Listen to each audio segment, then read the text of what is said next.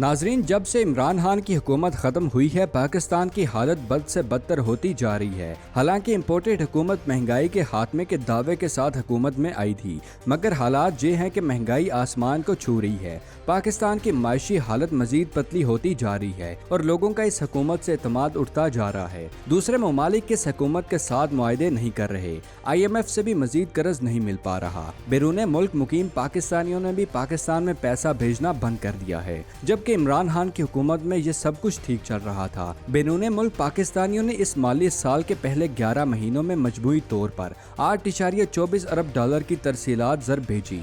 गुज़श्ता माली साल के दौरान इन महीनों में तरसीलात ज़र 4.28 अरब डॉलर थी। एक साल में इन तरसीलात ज़र में 6.3 अरब डॉलर यानी 8.12% की कमी रिकॉर्ड की गई। स्टेट बैंक ऑफ पाकिस्तान की जानिब से मंगल को जारी किए जाने वाले अदाद-ओ-शुमार के मुताबिक मई 2023 में तरसीलात ज़र की मद में 1.2 अरब डॉलर मसूल हुए, जो मई 2022 में तरसीलात ज़र के मुकाबले में 4.10% कम है। पाकिस्तान की चूंकि एक्सपोर्ट कम है, इसलिए ओवरसीज पाकिस्तानियों का भेजा पैसा बड़ी अहमियत रखता है। अगर इसी तरह चलता रहा तो पाकिस्तान की माशी हालत मजीद पतली हो जाएगी और मुल्क को डिफॉल्ट होने से कोई नहीं बचा सकता। नाजरीन, दूसरी जानिब चेयरमैन तहरीक इंसाफ इमरान खान के वो साथी जो अभी तक इनके साथ खड़े हैं, इन्होंने प्रेस कॉन्फ्रेंस करने से साफ इनकार किया है और इनको बदतरीन तशद्दुद और इंतकामी कार्रवाइयों का सामना है। इनमें से एक साबिक वजीर आला पंजाब चौधरी परवेज इलाही भी हैं, जिन्हें जेल में बदतरीन इंतकाम का निशाना बनाया जा रहा है।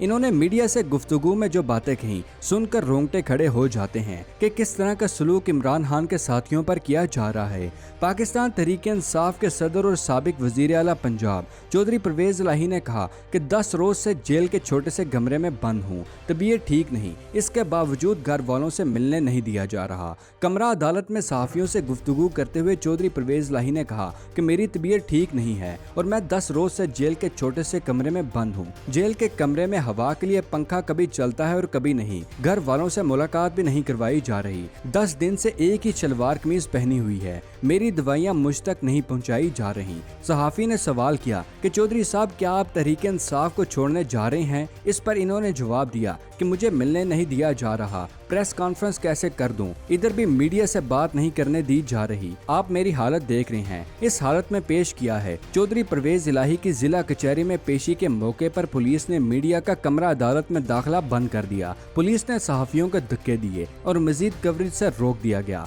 नाजरीन, फाशिस्ट हुकूमत की तरफ से सहाफियों पर अरसा हयात तंग कर दी गई है। मेन स्ट्रीम मीडिया तो पहले ही इनके कंट्रोल में है। जो सहाफी यूट्यूब और दूसरे सोशल मीडिया प्लेटफॉर्म पर अवामुन नास के सामने हक और सच ला रहे थे, इनके खिलाफ भी क्रैकडाउन शुरू कर दिया गया है। मेजर आदिल राजा को लंदन में गिरफ्तार कर लिया गया, जबकि दूसरी तरफ सहाफी साबिर शाकर, मुईज पीरजादा और सैयद हुसैन के खिलाफ इंसदादे दहशतगर्दी और बगावत और लोगों को रियासत के खिलाफ बहकाने के झूठे इल्जामात लगाकर मुकदमा दर्ज कर लिए गए हैं। रिपोर्ट के मुताबिक थाना अपारा में इंसदादे दहशतगर्दी और बगावत की दफात के तहत दर्ज किया गया मुकदमा शहरी माजिद महमूद की दरखास्त पर थाना अपारा में दर्ज किया गया। FIR के मतन में कहा गया है कि 9 मई को मुश्तिल अफराद से बराह रास्त मुल्जमान से वीडियो पर हदायत ले रहे थे। मुल्जमान ने वीडियो पैगामात सोशल मीडिया के जरिए लोगों को उकसाया, जबकि दूसरी तरफ बरतानवी हुक्काम ने आदिल राजा की गिरफ्तारी की तस्दीक कर दी है। आदिल राजा को पाक फौज के खिलाफ अवाम में नफरत फैलाने के जुर्म में गिरफ्तार किया गया।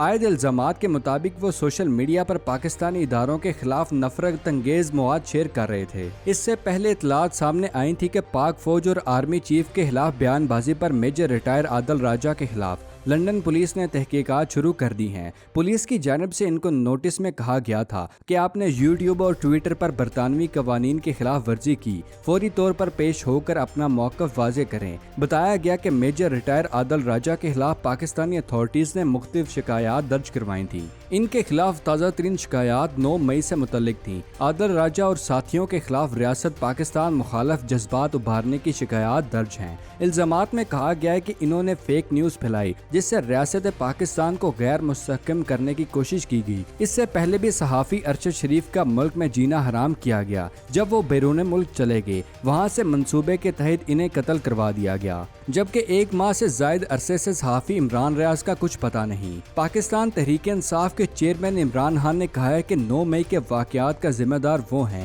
جنہیں سب سے زیادہ ان کا فائدہ پہنچا۔ پی ٹی آئی سربراہ نے 9 مئی کے واقعات کی ذمہ داریوں کے تعین کے متعلق ٹویٹ کرتے ہوئے کہا کہ 9 مئی کو ہونے والے جلاؤ گروہ کی ذمہ داریوں کا تعین کرنے کا ایک سادہ ترین طریقہ یہ ہے کہ ہم اپنے سامنے ایک کلیدی سوال یہ رکھیں کہ ان پر پرتشدد واقعات کا سب سے بڑھ کر فائدہ کسے پہنچا ہے۔ یقیناً یہ تحریک انصاف کو تو نہیں پہنچا۔ انہوں نے مزید لکھا کہ دوسرا اہم سوال جس کا جواب بہت حد تک واضح اور شفاف کر دے گا، یہ پوچھا جائے کہ کیسے محض 48 گھنٹوں میں ہی ایک نہایت مرطوب اور حیرت انگیز منصوبے کے تحت باقاعدہ ہدف بنا کر تحریک انصاف کے 10,000 کارکنان، سپورٹرز اور تحریک انصاف کے بیانیوں کو مثبت نگاہ سے دیکھنے والے صحافیوں کو قید کر لیا گیا۔ اس سب میں بلا شبہ ایک سوچی سمجھی ترکیب ہی کار فرما تھی۔ پاکستان تحریک انصاف نے اپنے ایک بیان میں پی ٹی آئی کے کارکنان اور رہنماؤں کے خلاف مقدمات فوجی عدالتوں میں چلانے سے متعلق قومی اسمبلی کی قرارداد کی شدید الفاظ میں مذمت کرتے ہوئے کہا کہ آئین عام شہریوں کے فوجی عدالتوں میں ٹرائل کی اجازت نہیں دیتا۔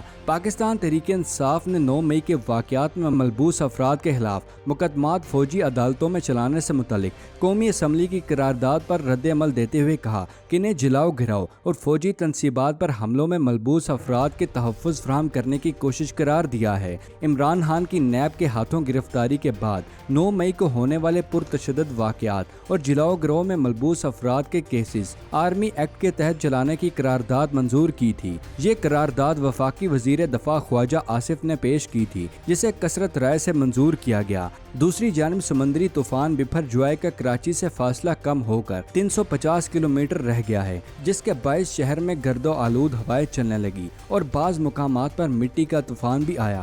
ناخوشگوار حالات سے نمٹنے کے لیے پاک فوج کے حفاظتی دستے بھی تیار ہیں۔ رپورٹ کے مطابق محکمہ موسمیات کی جانب سے سمندری طوفان کے حوالے سے ایک مرتبہ پھر الرٹ جاری کر دیا گیا ہے کہ جس کے مطابق یہ طوفان کراچی سے 350 کلومیٹر، ٹھٹھہ سے 360 کلومیٹر جنوب میں۔ محکمہ موسمیات کے مطابق اس وقت طوفان کے مرکز کے گرد ہواؤں کی رفتار تقریباً 170 کلومیٹر فی گھنٹہ، جبکہ لہروں کی اونچائی 30 فٹ ہے۔ بپھر جمعہ شمال مغرب کی سمت بڑھ رہا ہے۔ کل طوفان کا رخ تبدیل ہو کر شمالی مشرق ہونے کا امکان ہے، جبکہ محکمہ موسمیات نے کہا ہے کہ بپھر جمعہ 15 جون کو بھارتی گجرات کے درمیان ساحل سے ٹکرانے کا امکان ہے۔